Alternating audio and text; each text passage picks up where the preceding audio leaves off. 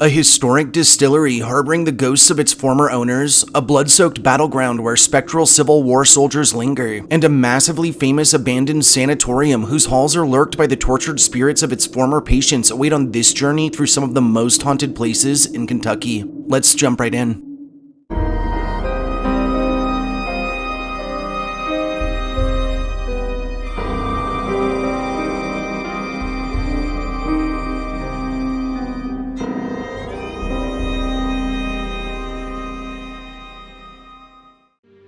Hey guys, and thanks for joining me on this adventure through some of the most haunted places in the Bluegrass State of Kentucky. Recognized for its jaw-dropping natural wonders, historic landmarks, tasty southern cuisine, strong ties to our country's musical culture, and more, Kentucky also totes countless chilling ghost stories and old hill folklore sure to curdle your blood. Are you ready to get started? Our first haunt takes us to central Kentucky to the infamous Perryville Battlefield. The Perryville Battlefield State Historic Site, which is located within Boyle County in Kentucky, is a historic expanse preserving the site of a significant Civil War confrontation that actually marked the largest battle in the state of Kentucky. And today, its blood-soaked bounds are rumored to harbor countless restless spirits tied to this brutal fight. Historically, the Battle of Perryville would commence on October 8th of 1862, when a force of 55,000 men with the U.S. Army of Ohio under the command of Major General Don Carlos Buell clashed with an opposition of only 16,000 men under the command of Confederate General Braxton Bragg, resulting in 4,276 casualties for the former and 3,401 casualties for the latter, and in a decisive Union victory, though some did consider it a tactical victory for the Confederacy. Following the fight, on the 40th anniversary of the battle in 1902, a Confederate monument was erected in the Confederate Cemetery. In 1931, a U.S. memorial was established nearby, and in 1954, the Perryville State Battlefield site was officiated under the Kentucky State Conservation Commission in order to better preserve this significant expanse. Over the years, the battlefield would welcome a slew of trails, educational additions, and more. And in 1962, on the battle's 100th anniversary, a museum and visitor center were opened as interpretive venues for the site's many guests. Over subsequent years, a total of 2,500 acres in the Perryville area were recognized as a National Historic Landmark,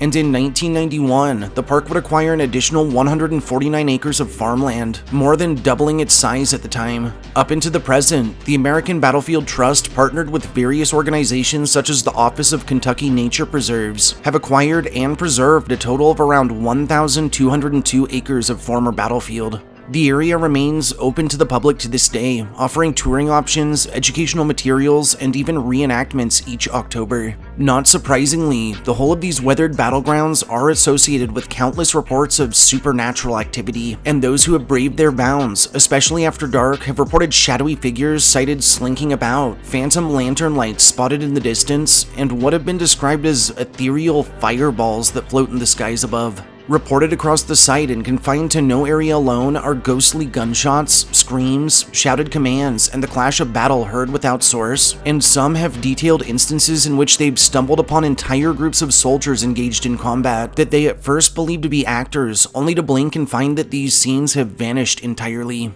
Lastly, disembodied hoofbeats have been heard at all hours, prints without source have been discovered in fresh mud, and several have told of witnessing the silhouettes of countless cavalrymen on the horizon that always vanish when approached.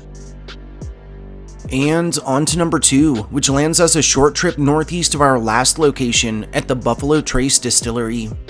The Buffalo Trace Distillery, which is located in Frankfort, Kentucky, is a historic complex turned liquor operation that's well recognized for its spirits which are sold and enjoyed internationally, and its bounds are infamous for a totally different type of spirit. Historically, and incredibly, the company Buffalo Trace actually claims their distillery is the oldest continuously operating distillery in the whole of the United States. And though the Guinness World Record is held by another distillery, being the Burke's Distillery, which produces Maker's Mark and has distilled since 1805, a good deal of credible sources debate this distinction as a technicality. Incidentally, records indicate that the Buffalo Trace site has accommodated distillation since 1775, when Hancock Lee and his brother Willis began their own operation. Subsequently, in 1812, one Benjamin Harrison Blanton would construct a distillery on lands that formerly held the Brothers Project, and in 1870, this distillery was purchased by an Edmund H. Taylor, who formally established the business as the Old Fire Copper Distillery.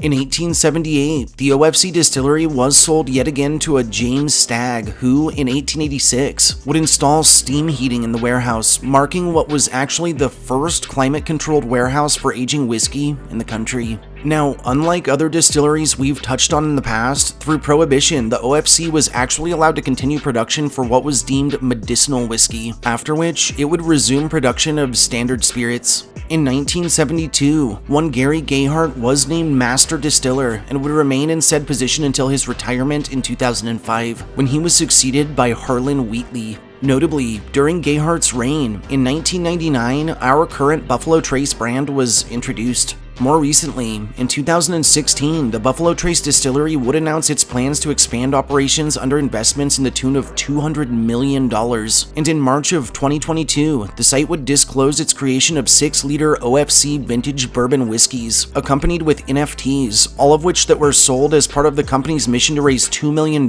for charity. The Buffalo Trace Distillery remains open to this day, offering tastings, an array of events, and touring options of both the historic and paranormal varieties, and rightfully so, as over its very lengthy existence, both staff and guests to its bounds have reported a host of inexplicable activity, including strange noises heard from empty spaces, extreme cold patches felt in hot weather, and odd snippets of long-forgotten conversations captured in recordings and heard through radios or in the backgrounds of phone calls. Across the whole of the property, a number of full-bodied apparitions have been sighted roaming about, and of the more famous of these entities are the manifestations of both E.H. Taylor and Benjamin Harrison Blanton, both of whom are usually observed going about tasks from their lives since past, seemingly tending to their beloved establishment from beyond the grave. Paranormal investigations of the distillery have yielded high EMF levels, crystal clear EVPs, and hits on laser grids, while several researchers have documented contact through devices such as spirit boxes and Ouija boards. Also reported at the Buffalo Trace Distillery are objects sighted moving around on their own, instances of doors and windows opening and closing by themselves, and machinery inexplicably discovered turned on. While disembodied voices and footsteps have been heard from empty rooms, shadowy figures have been spied lurking about, and many describe the constant feeling of being watched, as if they're never truly alone. Our third haunt has us exploring the ever-popular Mammoth Cave National Park. Mammoth Cave National Park, which is placed primarily out of Edmonson County in Kentucky, is a massive 52,830-acre expanse containing portions of none other than Mammoth Cave, which is actually the longest known cave system in the world, and its bounds are shrouded in both mystery and long-standing stories of the supernatural. Historically, human utilization of the Mammoth Caves isn't a modern concept, and we now know that early tribes native to the region performed various ceremonies, hid, or even stored things within the subterranean world in as early as 5,000 to 4,000 BCE. Much later, as Europeans settled into the area, it's believed the caves were passed by numerous exploration parties. However, our first physical documentation of the area can be derived from an indenture written around September 10th of 1791 in what was referred to as the Pollard Survey. And just 5 years later, in 1796, it, along with a substantial portion of the Pollard Survey, would be purchased under a British-American merchant by the name of Thomas Lang Jr., before it was lost to a local county tax claim through the War of 1812. Subsequently, a handful of parties would lay claim to the land, and following the earlier Embargo Act of 1807, which prohibited foreign trade, the system's plentiful saltpeter stores would become essential in the production of American gunpowder. In 1838, the whole of the cave lands were purchased under one Franklin Gorin, who would see the system's value as a tourist attraction and who would use his slaves as tour guides while charging admission. Notably, one such enslaved individual by the name of Stephen Bishop, who worked tours from the 1840s through the 1850s, would actually go to great lengths in order to chart the cave, and would create what is considered today the first accurate map of its passageways. While exploration of the caverns continued, the caves would change hands a number of times. times. From 1842 to 43, one Dr. Krogan would actually run a tuberculosis hospital from within the caverns, until he himself caught the disease and ultimately died to it in 1849. In 1866, some of the first photos of the caves ever were taken under Charles Waldeck, and through the remainder of the century, the Demence's fame would grow rapidly. In 1906, and following the construction of a lock and dam in Brownsville, Mammoth Caves would become accessible by steamboat. Through the early 1920s, and by way of blasting, one George Morrison would create a number of new entrances into the caverns. By May of 1936, 27,402 acres of local land was acquired by the Secretary of Interior, and in 1941, the expanse was declared a national park. Into the present, Mammoth Cave remains open to the public, with tours and various educational materials offered, and the park accommodates somewhere from 500,000 to 1 million visitors annually. Chillingly, the whole of this ancient cavern and its surrounding parklands are shrouded in a number of legends and tales of the inexplicable, and both visitors and officials to its bounds have reported strange hot and cold patches felt in adverse weather conditions, instances of electronics dying even on full batteries, and an odd, disorienting euphoria, almost as if the caves themselves want parkgoers to get lost. Reported across the site are disembodied whispers and footsteps heard through the darkness, instances of personal possessions going missing and turning up later much deeper into the cave, and encounters with shadowy figures that lurk just beyond the light. And a number of eyewitness accounts detail run-ins with full-bodied apparitions of both former slaves and of persons who perished to tuberculosis, and who manifest as sickly and malnourished looking. Some have told of sightings of various cryptids, including Sasquatch-like beasts above ground, and within the caverns, several have described coming across disturbing, pale, hominid creatures that crawl about through the pitch darkness. One more famous apparition on site is that of Floyd Collins, who once owned the connected Crystal Cave. Incidentally, his spirit has been sighted with a lantern in one hand and a notebook in the other, seemingly still studying the dements from beyond the grave. Lastly, but not least, the apparition of the aforementioned Stephen Bishop has been known to appear at random, helping those who are lost, and reports often describe his ghost as a comforting, pleasant presence, or as a light in the darkness. Okay, and on to number 4, which takes us on a forested drive just northeast of Louisville, down Sleepy Hollow Road. Sleepy Hollow Road, which is located just outside of Louisville, Kentucky, and that crosses through Jefferson and Oldham counties, is a narrow forested road winding by lush thickets, old ruins, sparse homesteads, and scenic landmarks. Its length is absolutely saturated in old hill folklore and chilling ghost stories. Historically, lands now holding Louisville were, for thousands of years, inhabited by tribes native to the region, including the Shawnee and Cherokee, who utilized the region for hunting, trade, and for its strategical placement along the Ohio River. Following the arrival of settlers through the locale in 1778, Revolutionary War hero George Rogers Clark would found a city from a budding community around the Louisville area, and would aim to have it serve as a military post and trading hub. The name Louisville itself was actually derived from French King Louis XVI, and following its creation, the city would grow rapidly through the remainder of the 18th century. Through the 19th century, the implementation of steamboats would only further fuel Louisville's population, and much like native tribes before them, locals and traders alike would take advantage of its location along the Ohio as a vital link between the Midwest and the South, transforming it into a key landmark to the regional economy.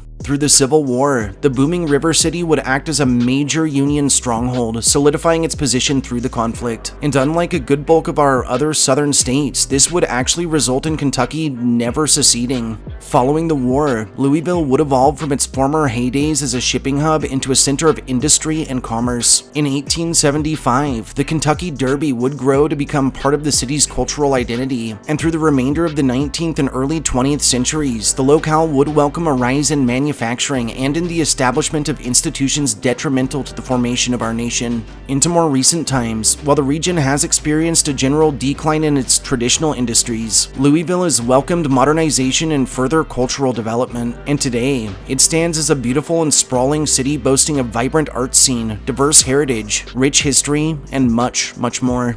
Now, this next part may come as a bit of a shock, but our drive in question, being Sleepy Hollow Road, is actually nearly as old as the city of Louisville itself, and dates all the way back to the early 1800s, when it served as a rural dirt route between local farms and residences through the area. And as Louisville grew, as the automobile prevailed, and as suburban urban development ensued, eventually it was paved over, offering motorists up into the present a chance to travel what is literally a historic byway, complete with breathtaking scenery and a host of historic points of interest. Chillingly, the whole of this remote stretch is surrounded by a slew of terrifying tales, and those that have traveled its bounds have reported shadowy figures sighted stalking the roadsides, instances of vehicles stalling or refusing to restart, and an unnatural fog that descends upon the area alone. Through the 1970s and 80s, a handful of local reports, which were mainly centered around the nearby Devil's Point and its adjacent section of Sleepy Hollow Road, told of cult sightings and of the discovery of eerie shrines.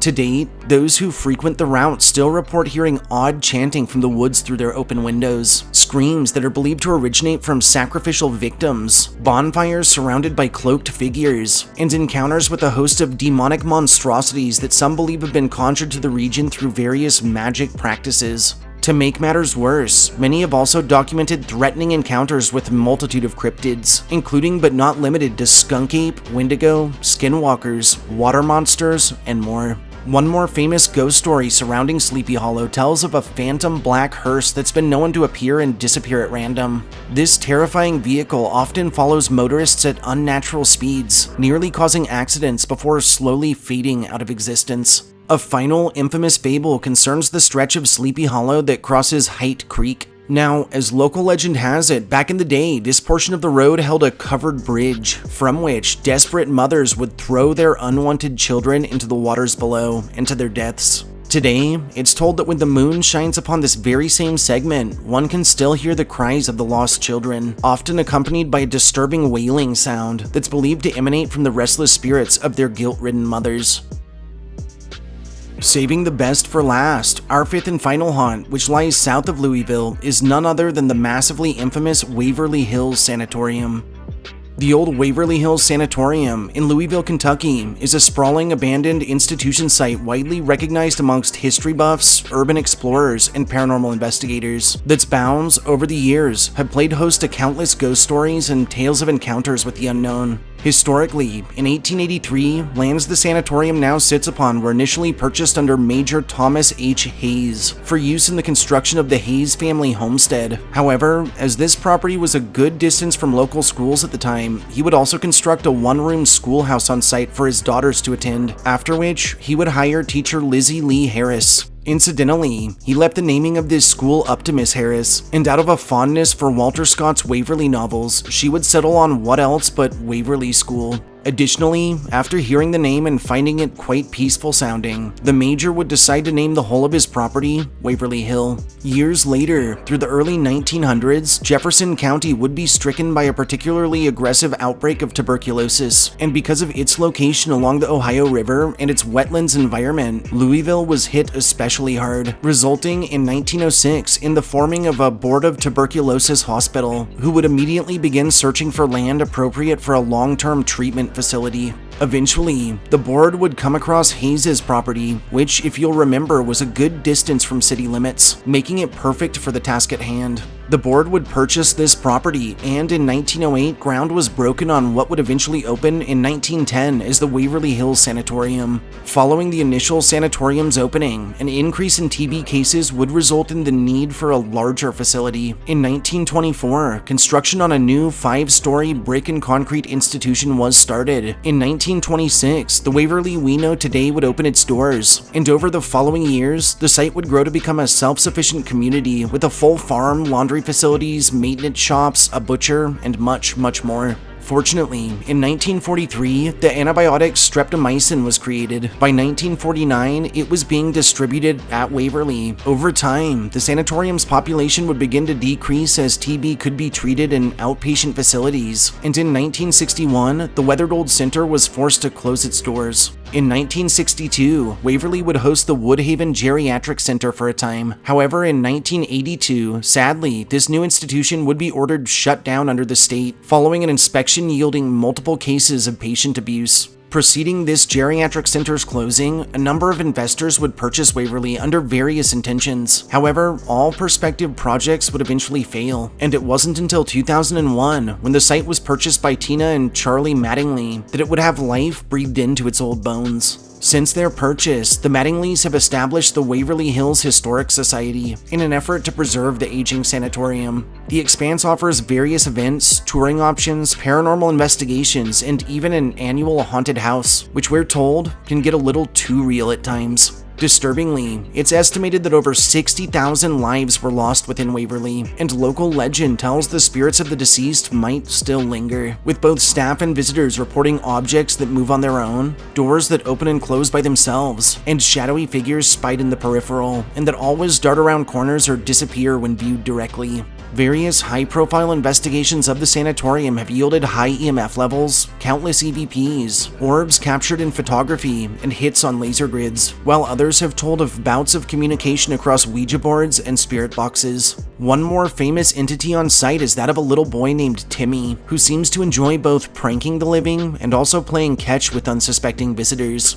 Eerily, Timmy has been known to roll a ball from darkened corners, terrifying all present, and some even tell that if you bring your own ball onto the property and roll it down various hallways, that Timmy might just roll it back to you. A rather popular story tells that in the sanatorium's earlier days, a nurse took her own life on site by way of hanging. Since this fateful day, her spirit has been sighted all across the property, either hanging from random doorways or lurking the halls, with rope marks around her neck. Lastly, a spectral man in white has been commonly sighted wandering Waverly's many halls at night, and while his identity remains a mystery, some who have been in his presence have mentioned an ominous, almost threatening vibe. Thanks for joining me on this journey through some of the most haunted places in Kentucky. If you enjoyed listening to my histories and ghost stories, subscribe to my channel, throw this upload a like, and share me with anyone you feel could use a good scare. I'll see you all next time.